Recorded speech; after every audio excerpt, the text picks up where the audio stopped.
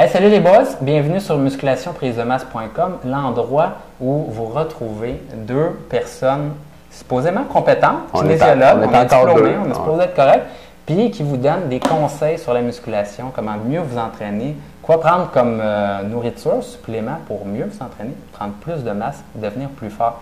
Donc aujourd'hui par contre, ça ne parlera pas beaucoup de grosse masse, prendre beaucoup de masse ou devenir très très fort. C'est une semaine un petit peu thématique sur le cardiovasculaire et sur la méthode 4x20. Peut-être que vous en êtes déjà rendu compte, mais la méthode 4x20 est en spécial cette semaine et la méthode 4x20 vous donne une périodisation d'intervalle pour vraiment améliorer votre cardiovasculaire au maximum, mais pas juste améliorer son cardio. Des fois, c'est pas tout le monde qui a l'objectif de vraiment courir un marathon dans sa vie, mais l'objectif vraiment, c'est d'avoir les meilleurs intervalles pour brûler un maximum de gras en moins de temps possible. Puis ça, il y a beaucoup de gars qui me posent la question comment je fais pour perdre du poids le plus rapidement possible. Et la réponse à ça, c'est nutrition, cardio, entraînement. Mais cardio fait une bonne différence. Et souvent, le dernier gras qui reste au niveau du ventre, faire un peu de cardio par intervalle, ça fait un job pour atteindre ça. Puis vous avez une méthode avec les meilleurs intervalles, dans le fond, dans la méthode 4x20. Puis aujourd'hui, dans le fond, ce que je voulais vous parler, c'est un petit peu mon histoire par rapport au cardiovasculaire, parce que j'en ai une. Moi, je fais du cardio. Charles sort du garde-robe. Ouais, c'est ça. Il fait du cardio. Maman ferme l'ordinateur.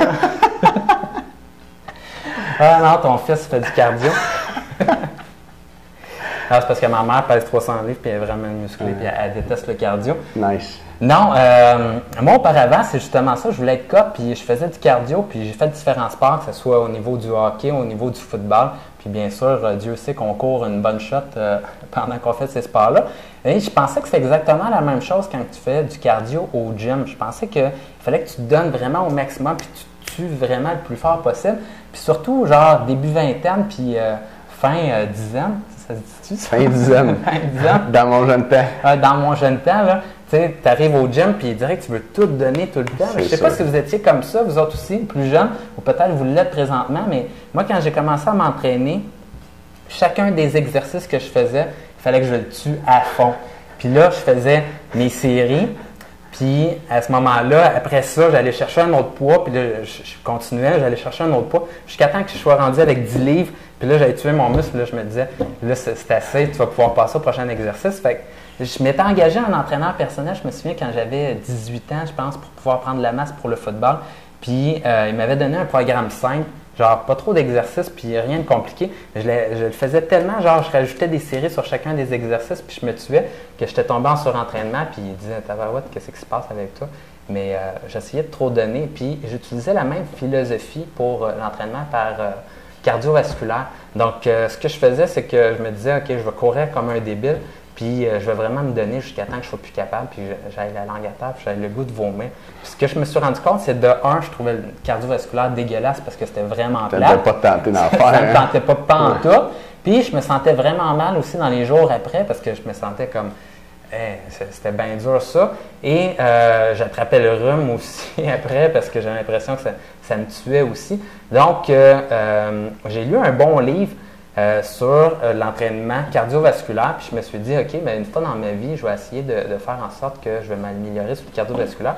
Puis j'aimerais ça savoir, là, tu sais, ces personnes-là qui s'en vont courir là, dehors pendant des heures, qu'est-ce qu'ils ressentent. Puis si finalement, là, c'est vrai que ça fait perdre du gras, puis tu te sens mieux dans ta peau. Donc, je me suis acheté un livre du meilleur, qui était supposé être le meilleur à l'époque, ça s'appelait Jack Daniels. Donc, c'est même pas une farce. Le gars, c'est un professeur de l'Université de New York, il me semble. Ça se peut, ouais. Je ne sais pas s'il y a une université qui s'appelle vraiment l'Université de New York, mais c'est une université à New York. Je me souviens de ça. Je ne sais pas. Ouais. Et le gars, il a entraîné plein de monde aux États-Unis dans la course à pied. Puis il donnait sa méthode à lui pour courir avec des intervalles cardiovasculaires. Et je m'étais dit, bon, je vais faire ça, puis je vais me fixer comme objectif, je vais m'inscrire au marathon de Montréal pour le 5 km. Je vais essayer de donner la meilleure performance de ma vie. D'ailleurs, je parle de lui dans notre vidéo sur la méthode 4x20. Il y a une de ses méthodes qui est inspirée de son livre, Daniels Running Formula. Puis si vous voulez en savoir plus sur Jack Daniels, vous pouvez aller voir la vidéo de la méthode 4x20. Pas la boisson, l'entraîneur. L'entraîneur. Ouais. Donc, j'ai fait ça. Puis ce que je me suis rendu compte, je m'ai dit, ben là, je vais me donner une chance, là, puis je vais essayer de faire en sorte que j'aime ça le cardio. Fait que j'ai commencé vraiment avec une intensité vraiment faible. Puis puis m'assurer qu'une fois que je sortais du tapis, j'étais encore correct. Et même là, je tripais pas. Puis c'est drôle aussi parce que en faisant de la course à pied, je sentais mes hanches, je sentais mes genoux, puis là, j'étais là. Il me semble que, tu sais, ça court drôle, puis il me semble que je vais peut-être commencer à avoir mal aux genoux, mal aux hanches. Mais tu te rends compte que si tu y vas vraiment progressivement d'une fois à un autre, que ton corps s'adapte pour pouvoir faire l'activité de 1, mais aussi en y allant vraiment progressivement, puis en m'assurant, dans le fond, je m'étais fait comme une feuille d'entraînement avec mes différents entraînements par intervalle que je devais faire durant la semaine. Et en y allant vraiment progressivement, là, je m'étais fixé qu'en suivant ma progression, j'allais courir le 5 km en tant de temps. Puis j'avais fait ça de même, puis ça s'était super bien passé. Puis comme de fait, si vous ne l'avez jamais essayé dans votre vie de faire une petite phase, tu sais, des fois, on se dit, je vais aller courir dehors parce que c'est le printemps, c'est la plus belle journée là, qui vient d'arriver, mais tu ne ressors jamais pour aller courir de l'été. Si vous n'avez jamais expérimenté ça, je vous encourage à le faire au moins pendant un mois. Commencez tranquillement, mais progressez tranquillement, pas vite à chacune de vos séances. Vous allez voir, ça fait une bonne différence de 1 sur votre cardio, mais également sur votre niveau d'énergie durant votre journée. Et de 3, ça vous permet de coter et de perdre du gras. Vous allez vous en rendre compte là, que ça brûle pas mal de calories. Et le cardio par intervalle, ce qui est intéressant, c'est que c'est la forme de cardio qui ne donne pas faim une fois que vous l'avez fini. Souvent, ça a été montré que faire, par exemple, aller marcher pendant 1 heure, mais là, tu vas voir le marchand de crème glacée à la fin de ton 1 heure quand tu reviens chez vous, puis tu fais « quand même, j'ai bien faim, je vais aller me chercher de la crème glacée ». Mais l'entraînement par intervalle, c'est plus intense, donc il dirait que tu te sens un petit peu drôle, puis tu n'as pas vraiment le goût d'aller taper une poutine tout de suite après, parce que tu te dis « oui, je ne suis pas sûr si je me sentirais bien ». Donc, ça fait une bonne job à ce niveau-là, puis on se rend compte que les gens mangent moins après l'entraînement, avec l'entraînement par intervalle. Fait que là, pour les membres, tu vas nous donner un exemple du type d'entraînement que tu as fait en préparation de ton 5 km. Oui, OK, je vais vous donner un petit peu là, ma feuille d'entraînement, à quoi ça ressemble. Cool. Pas pire, ça? Oui. Fait que les gars, merci de nous écouter. Puis les membres, on se revoit dans un instant. Méthode 4x20 pour avoir mon cardio, si vous voulez avoir plus d'informations sur Jack Daniels, c'est méthode d'entraînement par intervalle.